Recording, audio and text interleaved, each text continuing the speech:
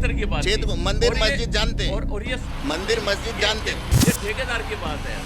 सरकार किसी क्षेत्र में पक्षपात नहीं कर रही, तो ना तो वो मंदिर देख रही ना मस्जिद देख रही। फिर वाइट क्यों करा दिया? वाइट इसलिए करवाया गया आपके सम्मान के लिए, जिससे बगैर बोले कैसे रंग देगा? आपकी बात-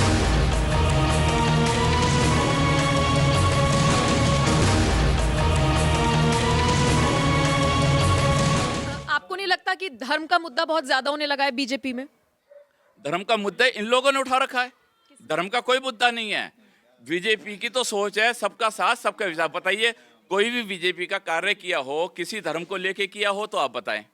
देखो मेरे सामने एक खबर आई थी, वैसे आपके विचार जानने के लिए आए हम तो।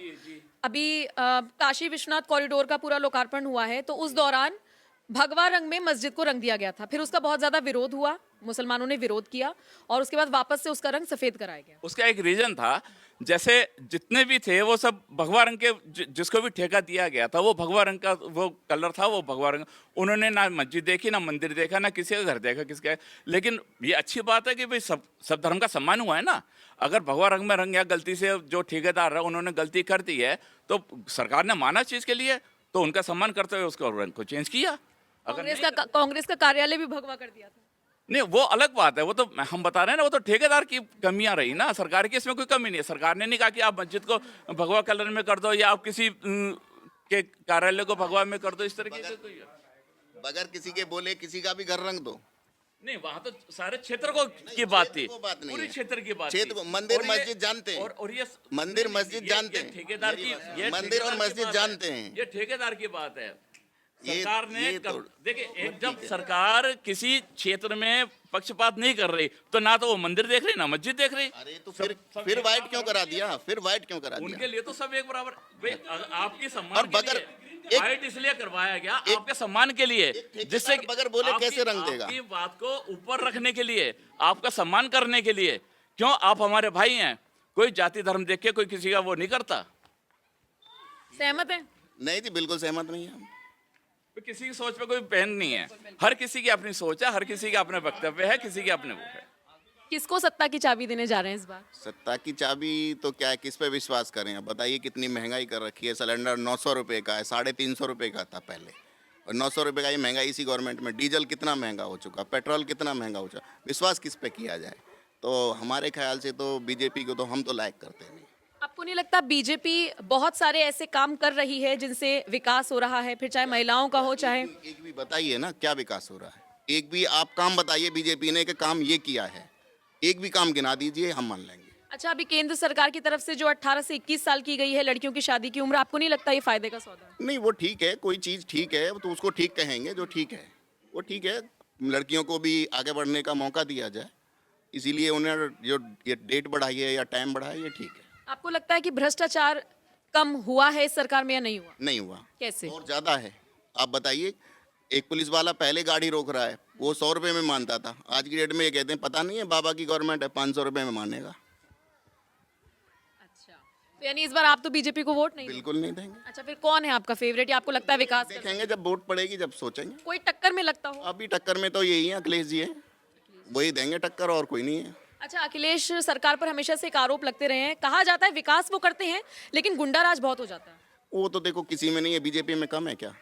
बताइए, एक भी बता दिए बीजेपी में कम हो। हाथरस में वो लड़की को ले गए, उसको रातों रात जला दिया। वो ये गुंडागर्दी नहीं है क्या गवर्नमेंट की? बताइए, आप बताओ एक भी काम के हाँ ये सही है, इसमें गुंडागर्दी नहीं है। कितने तो ऐसे केस हैं कि जिनको वो खुलासा भी नहीं किया जाता, वहीं से वहीं दबा देते हैं। तो देखो, गुंडागर्दी तो हर गवर्नमेंट में रहती है। चलिए आगे बढ़ते हैं। सर, आपका नाम? मैं धर्मेंद्र नंदा। क्या कहना चाहेंगे कि इस बार किसको चाहते हैं सत्ता में देखना? इस सत्ता में जो देश हित में कार्य कर रहा है, जो भी पार्टी देश हित के बारे में सोचती है, जो महिलाओं के बारे में सोचती है, जो आम पब्लिक के बारे में सोचती है, जो आम गरीब नीचे तबके के आदमी के बारे में सोचती है, वही सरकार आएगी। कौन आएगी? कौन सोचती है? फिलहाल तो बीजेपी है, अरे आपके भारतीय जनता पार्टी। वही हर चीज में, हर उस क्षेत्र में अव्वल वही ये पार्टी है। इसके अलावा आज तक जितनी भी पार्टियां हुई हैं, किसी ने भी कोई दमखम नहीं रहा। सब चारों खाने चीता है। अब चोर चोर मुसेरे भाई सारे इकट्ठे हो रहे हैं, किसी भी तरीके से प्रधानमंत्री को गिराओ। अब क्यों गिराओ भाई? प्रधानमंत्री ने तुम्हारा क्या लूटा भाई, ये तो बता दो मुझे। जो देश हित में आज तक की सड़कों का हाल देख लो, क्या बुरा हाल हो रहा था। सड़कों का जाल ऐसे बिछड़ गया है, कहाँ मेरठ अगर 2.5-3 घंटे में पहुंचा जाता था, आधे पौन घंटे में आप मेरठ पहुंच जाएं। किसी भी क्षेत्र की बात कर लें आप, ना किसी जाति की बात करते, ना किसी धर्म की बात करते। चहुमुखी विकास कहीं भी ले लीजिए आप। ये आपके साथ ही जो बेंच पर बैठे हैं, ये तो अभी बहुत सारे आरोप लगा रहे थे, क्या जवाब देंगे इन्हें? भाई इनकी सोच है ये देखें, इनके जवाब मेरे पास हैं। ये कह रहे हैं भ्रष्टाचार हो रहा है। लिखित में अगर ये कह रहे हैं कि क्या नाम है, कोई विकास नहीं किया, एक विकास कराना, आज तक किसी ने भी कोई महिलाओं के बारे में नहीं सोचा। महिलाओं के बारे में कितनी योजनाएं लेके आए। दुनिया भर की महिलाएं जो हैं, बेचारी गरीब महिलाएं, आंखों में दर्द होता था उनके, धुएं के से मारे आज उज्ज्वला योजना लेके आई हैं। किसानों के बारे में सोचा है, हर महीने किसानों के बारे में 6,000 रुपये पर मंथ आ रहा है, वो किसके खाते में जा रहा है? बिचौलिए परेशान वो लोग हैं जो बिचौलिए हैं, जिनकी जेबें भरनी बंद हो गई हैं। बिचौलिए परेशान है, वही हल्ला मचा रहे हैं। डायरेक्ट उनका पैसा, गरीबों का पैसा डायरेक्ट उनके खातों में जा रहा है। आपको लग रहा है कोई भ्रष्टाचार नहीं हो रहा? वो कह रहे थे अभी आपके से। जो अब मैं आपको बताऊं, ये हमारी पिछली सरकारों की देन है भ्रष्टाचार। खुद भी लूटो और हमें भी खाने दो। अदरवाइज अगर घर में, एक उदाहरण देता हूं आपको, एक छोटा बच्चा होता है, किसी घर में पैदा होता है, उसको आप जो संस्कार दे देंगे वही हो जाएगा। जब देश आज़ाद